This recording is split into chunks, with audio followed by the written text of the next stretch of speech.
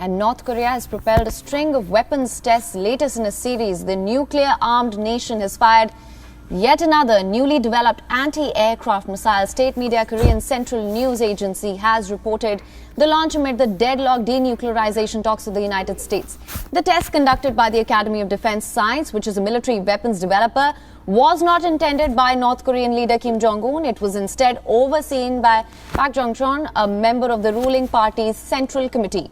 Citing the Defense Science Academy, KCNA news agency said, quoting yet again, the overall test is of very practical significance in studying and developing various prospective anti-aircraft missile systems. According to Jong-chon, the test was aimed at confirming the practical functionality of the missile's launcher, radar, comprehensive battle command vehicle and combat performance. Now, anti-aircraft missiles are much smaller than the ballistic missiles, which the North is banned from developing under the United Nations Security Council resolutions. Anti-aircraft missiles are also harder to detect from afar. Pyongyang is under multiple international sanctions over its weapons programs, yet the programs have made rapid progress under Kim Jong-un. This includes the missiles capable of reaching the whole of the US mainland and by far its most powerful nuclear test to date. In September, Pyongyang launched what it said was a long-range cruise missile.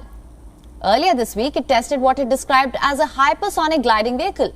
The North has a long history of using weapons tests to ramp up tensions. It has used nuclear power in a calibrated process to forward its objectives. North Korea has not shown any willingness to give up its arsenal, which it says it needs to defend itself against invasion by the United States. Now, Pyongyang has been biding its time since the change in US administration in January. In a bid to seek denuclearization under Joe Biden, America has repeatedly declared its willingness to meet North Korean representatives. But North Korean leader has condemned the offers as no more than a petty trick for deceiving the international community and hiding its hostile acts. He said that new US administration was pursuing the same military threats and hostile policies as the past, but in more cunning ways and methods. Talks between Pyongyang and Washington have been effectively at a standstill since the collapse of the 2019 Hanoi summit between Kim and then President Donald Trump. The latest tests have sparked international condemnation, with US Secretary of State Antony Blinken saying the weapon test created greater prospects for instability and insecurity. The United States, Britain and France have even called for a UN Security Council meeting on North Korea.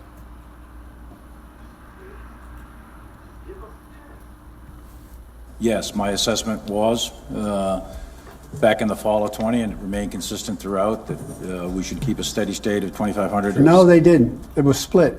That wasn't true. That wasn't true. There was a range of viewpoints, as was evidenced by their testimony today, that were presented to the president, that were presented to his national security team. We now have commitments from the Taliban to break with al-Qaeda. This is historic.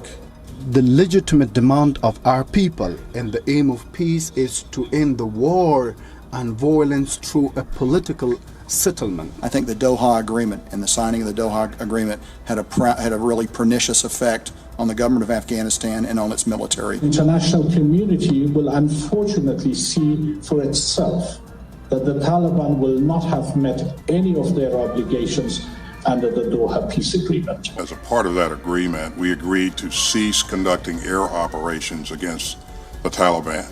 So the Taliban got stronger.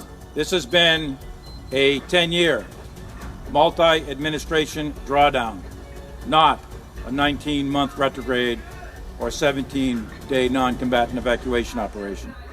WION is now available in your country. Download the app now. Get all the news on the move.